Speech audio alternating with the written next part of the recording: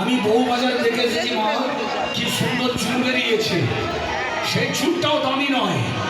তখন কি হবে, শাঁখা সিঁদুর আলতা, একটা আলতা পেড়ে শাড়ি পরবেন, কপালে একটা ছোট টিপ পরবেন,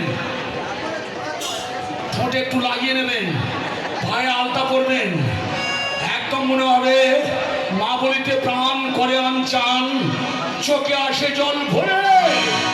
তাই মেয়েদের সবচেয়ে দামি অলঙ্কারের মধ্যে সিঁদুর। তাই চরণে নয়ন